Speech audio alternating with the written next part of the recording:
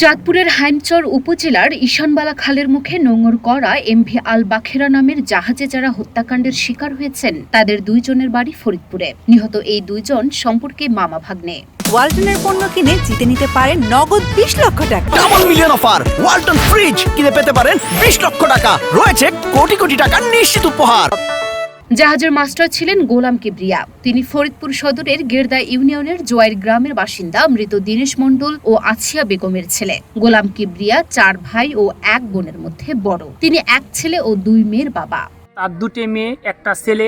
সে নিরুপায়, তারা 4 ভাইয়ের ভিতরে সেই বড়, একটা বোন, সবার বড় সে এই জায়গা থাকতেন। বাচ্চাটা, তার ছোট একটা ছেলে আছে, কামাই শুধু উপার্জনকারী, সেই একমাত্র। আর 2টে মেয়ে বড়, ছেলেটা ছোট, তার উপার্জনকারী সে একলাই ছিল। এখন যদি সরকারের কাছে আকুল আবেদন, তার এই পরিবারের দিকে যেন সে একটু সদাই দৃষ্টি রাখে, তাহলে তার পরিবার পরিজন, তার ওয়াইফ, বাচ্চা 2টে নিয়ে সেই সুখে থাকতে পারে, এই ব্যবস্থা যেন করে। জানা যায় গত 40 বছর ধরে জাহাজে চালক হিসেবে কর্মরত ছিলেন গোলাম কিবরিয়া। বয়স বেড়ে যাওয়ায় কাজ ছেড়ে দেওয়ার কথা ভাবছিলেন তিনি। এজন্য একমাত্র বোনের ছেলে ভাগ্নে সবুজ শেখকে নিয়ে যান জাহাজে। গোলাম কিবরিয়ার স্বপ্ন ছিল সবুজকে কাজ শিখিয়ে জাহাজের হাল ধরানোর জন্য উপযুক্ত করে তোলা।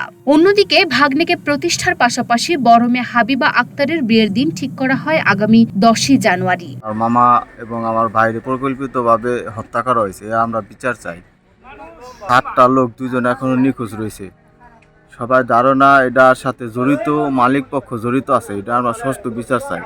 আমি কালকে আমার বাবার হত্যার এই কাহিনী শুনেছি। এই হত্যাকাণ্ডের সুষ্ঠু বিচার চাই।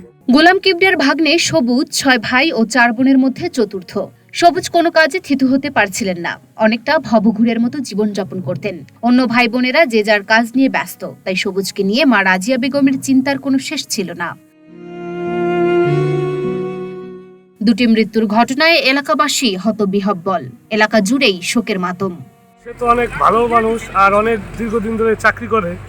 আসলে তার যে এই জাহাজে যে ঘটনাটা, মান্তারিক যে ঘটনাটা ঘটছে, আসলে সবার রুমে যে শোয়া, অথচ এইভাবে যে হত্যা করা হলো, তার কিছুই নিল না। জাহাজে পুরোপূর্ণ মাল রয়েছে, সবই ঠিক রয়েছে, অথচ তাদেরকে এইভাবে হত্যা করা হলো। এটা একটা রহস্যজনক বিষয়টি।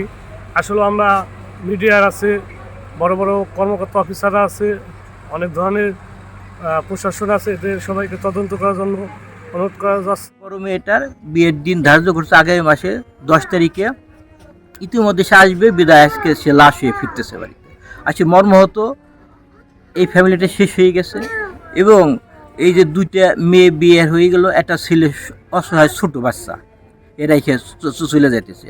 আমার জোর দাবি গেরদানের পক্ষ থেকে এবং জোয়ারবাসীর পক্ষ থেকে এই মৃত্যুর সুষ্ঠু বিচার হোক, যাতে জনগণ দেখতে পারে যে না, অন্যায়ের একটা বিচার হয়। লুনা আফরোজ নিপা, ঢাকা পোস্ট।